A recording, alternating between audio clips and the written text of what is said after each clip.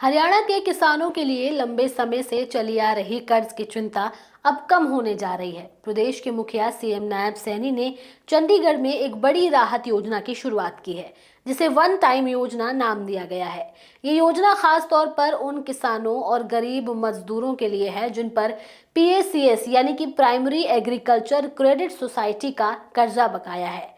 इस दौरान सीएम सैनी ने खुद बताया कि बजट भाषण में इस योजना का प्रस्ताव रखा गया था ताकि कर्जदार किसानों को कर्ज के बोझ से मुक्त किया जा सके। अब सरकार ने इसे औपचारिक रूप से लागू कर दिया है, लेकिन सवाल यह है कि इस योजना का लाभ क्या सभी किसानों को मिलेगा या इसके लिए भी कोई कैटेगरी बनाई गई है।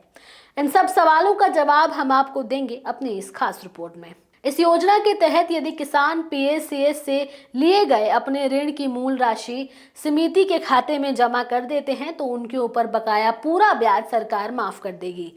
ये निर्णय लाखों किसानों के लिए बड़ी राहत लेकर आया है, क्योंकि लंबे समय से ब्याज में बढ़ोतरी की वजह से कई किसानों की आर्थिक स्थिति खराब हो रही थी। सरकार के अनुसार प्रदेश के 6,81,182 किसानों और मजदूरों का कुल 2,266 करोड़ रुपए का ब्याज माफ किया जाएगा। इसके अलावा 2,25,000 मृत किसानों के परिवार भी इस योजना का लाभ उठा सकेंगे। यदि उनके वारिस मूल धन जमा करते हैं तो लगभग 900 करोड़ रुपए का अतिरिक्त ब्याज भी माफ किया जाएगा।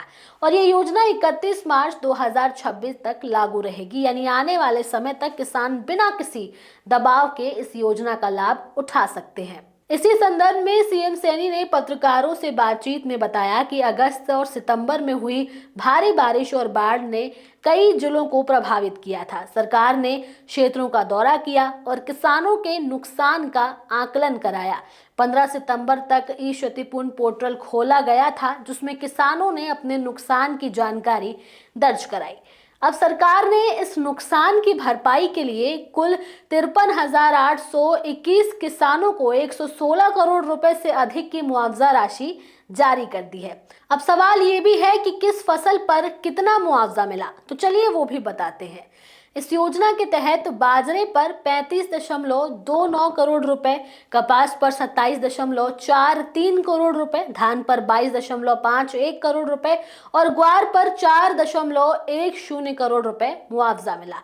सबसे ज्यादा मुआवजा चरखी दादरी को मिला है, 23.55 करोड़ रुपए। इसके बाद हिसार में 17.82 करोड़ रुपए, भिवानी में 12.15 करोड़ रुपए। इन जिलों में बाढ़ के कारण फसल को सबसे ज्यादा नुकसान हुआ था। सरकार की रिपोर्ट के अनुसार मुआवजा सत्यापन के दौरान 1,20,380 एकड़ फसल क्षेत्र को नुकसानग्रस्त पाया गया।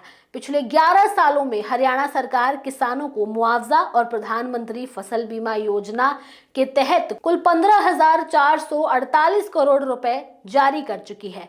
यह आंकड़ा दिखाता है कि सरकार किसानों को आर्थिक रूप से सुरक्षित करने की दिशा में लगातार प्रयास कर रही है। हरियाणा सरकार ने खरीफ 2021 में बाजरे को भावांतर भरपाई योजना में शामिल किया था। इसके तहत किसानों को 575 रुपए प्रति क्विंटल की दर से नुकसान की भरपाई करने का फैसला लिया गया।